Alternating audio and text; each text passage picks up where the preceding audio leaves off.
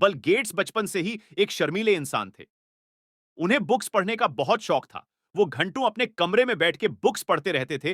वो बचपन से बहुत ज्यादा एंटी सोशल इंसान थे। उनके दोस्त भी बहुत कम थे। वो ज्यादातर अकेला रहना पसंद करते थे। अपने हाई स्कूल में बिल गेट्स मैच में बहुत ज्यादा इंटरेस्ट लेते थे।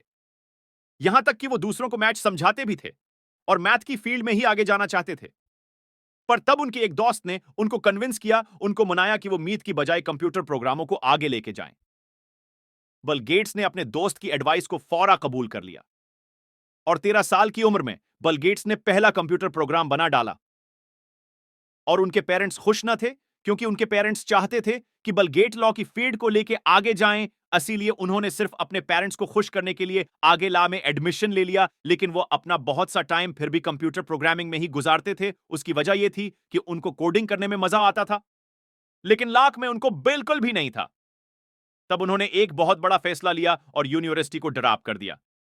प्रोग्रामिंग में एक काम करना स्टार्ट कर दिया और अपने दोस्त के साथ मिलकर माइक्रोसॉफ्ट की बुनियाद रखी। सब कुछ परफेक्ट था, लेकिन बिल गेट्स को शुरू में फाइनेंशियली बहुत सी प्रॉब्लम्स का सामना करना पड़ा। जब बिल गेट्स ने विंडो 1 बनाई तो उन्होंने सोचा था कि यह 99% कंप्यूटर में चल रही है, लेकिन ऐसा नहीं था। उस वक्त सिर्फ 10% लोग ही अपने कंप्यूटर में यूज कर रहे थे। वो इस चीज को लेके बहुत ज्यादा मायूस हुए। 2 साल के मुसलसल मेहनत के बाद इंडस्टो को रिलीज कर दिया गया, जिसमें पहली बार माइक्रोसॉफ्ट वीर और एक्सिप को भी इंट्रोड्यूस करवाया गया, जिसकी वजह से वंडू टो को बहुत ज्यादा फेम मिला। पूरी दुनिया में लोग सिर्फ वंडू टो इस्तेमाल करने लग गए और आखिरकार 90% लोग माइक्रोसॉफ्ट करने लग गए थे।